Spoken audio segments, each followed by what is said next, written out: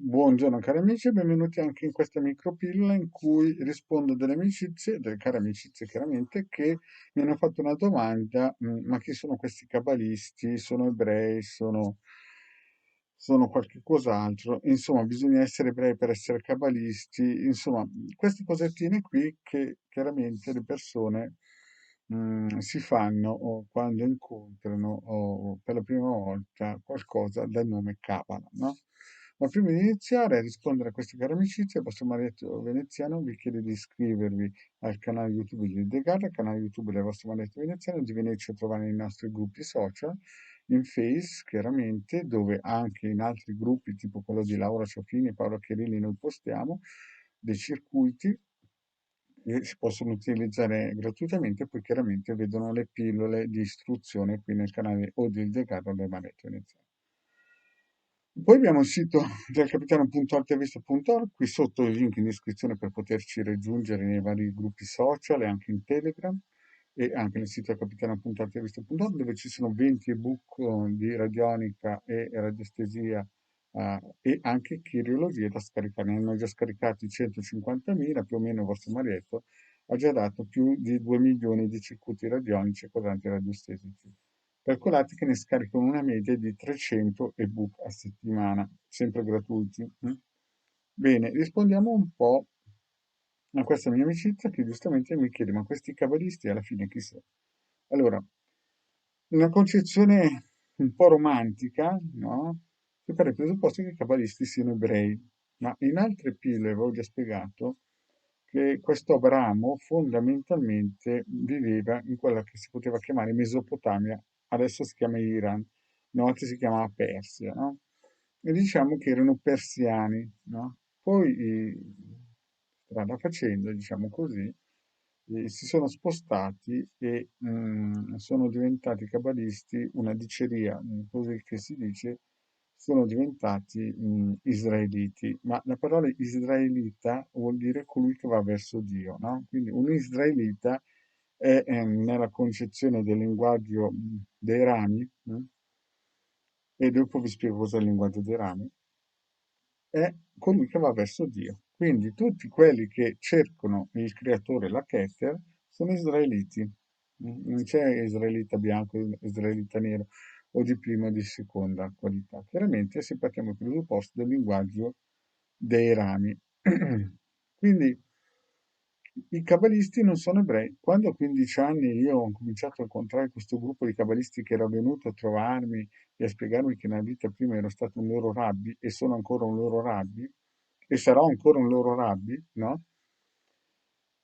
Allora a un certo punto volevo indagare chi erano queste persone qui che sembravano spazzacamini, che mi facevano vedere cose, mi spiegavano cose pazzesche. E a un certo punto ero andato in biblioteca a cercare dei libri degli ebrei che venivano uccisi nei campi di concentramento e mi ero convinto che questi erano ebrei. A un certo punto, quando li ero incontrati, ho pensato, adesso gli dico la geniata, voi siete ebrei. Loro mi guardano e mi dicono, no, noi non siamo ebrei. Io vado via e dico, ma mica è possibile che questi qui non sanno di essere ebrei, si sono vestiti come ebrei, roba del genere. Allora, i cabalisti non sono ebrei, o almeno possono esserci cabalisti che sono ebrei, ma può essere, ad esempio, una delle zone nel 1500 più forte d'Europa era il triangolo Lecco-Como e Cremona, quella zona lì, più o meno in quella zona lì, infatti sono nati quello che viene chiamato Leonardo da Vinci, sono nati tantissimi personaggi importantissimi che hanno fatto la storia e hanno guidato la storia. Quindi quando qualcuno vi dice che praticamente è cabalista, non vuol dire per forza che è ebraico. Chiaramente una fazione o una tribù o un gruppo chiamato così di ebrei era diventato cabalista, ma ci sono cabalisti tibetani, ci sono cabalisti africani, ci sono cabalisti di qualsiasi tipologia di nazionalità. Ci possono essere cabalisti indiani, cabalisti sudamericani. Il problema è che purtroppo, come se avete letto nel libro del Tusis, no? Queste 12 tribù hanno preso un po' a destra, un po' a manca e magari qualcuno ha fotocopiato e preso dalla Cabala qualche spunto. Ci sono tantissimi italiani, no? Che hanno vissuto nel 1500, che usavano il linguaggio dei rami, ma non erano ebrei, erano cabalisti.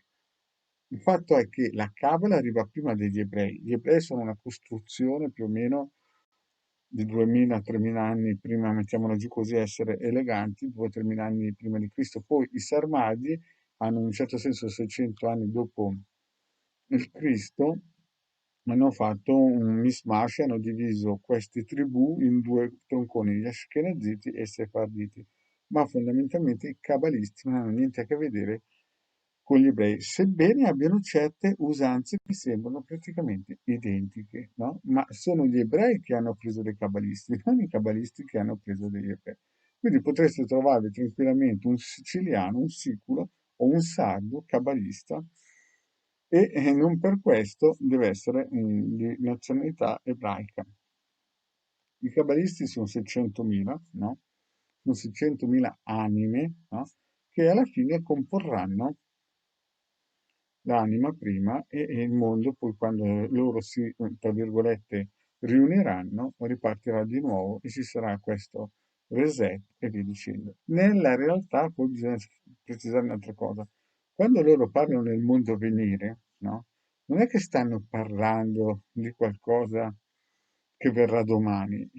Quando uno diventa kabbalista e riesce a raggiungere il 125 gradino, a quel punto lì lui vivrà in due dimensioni, in questa dimensione, quella che vivono tutti, e in una dimensione spirituale dove potrà viaggiare nello spazio-tempo e quant'altro. Il linguaggio dei rami che cos'è?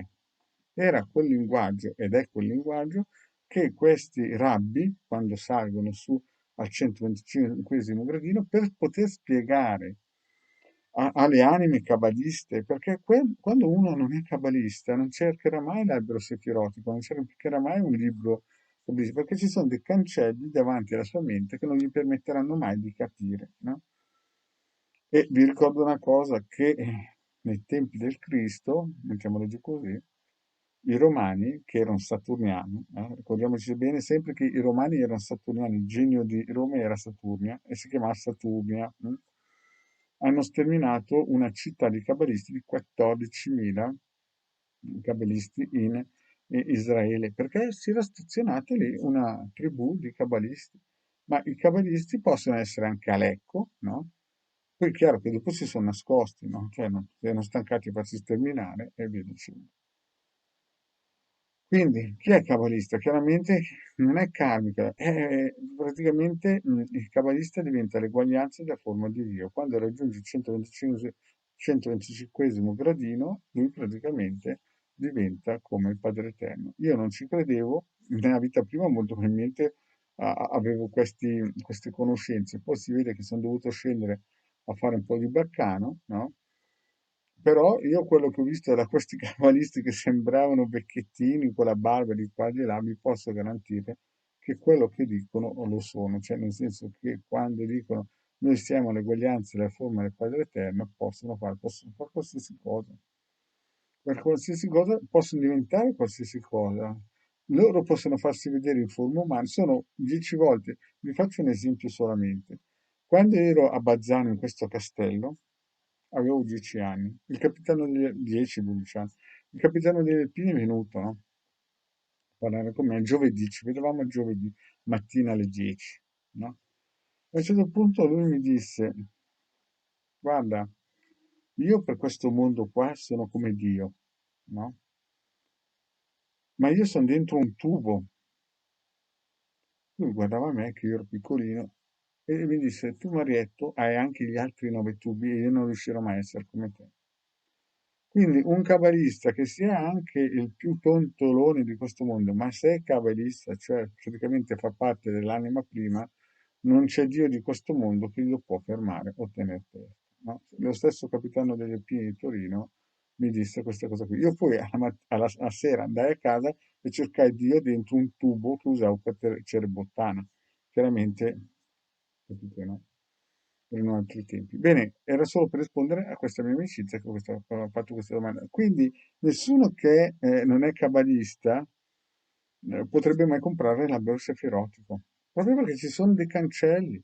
i cancelli che loro stesso, no, che non sono cabalisti, si mettono. Io ho visto i Lim come sono aggressivi verso l'albero il simbolo geometrico dell'albero sefirot, che vi voglio ricordare che solo dal 1995 nel mondo si è aperta questa possibilità anche a tutti gli altri cabalisti che si erano dimenticati o dispersi negli ultimi millenni di ritornare a casa. Bene, cari amici, grazie e alla prossima.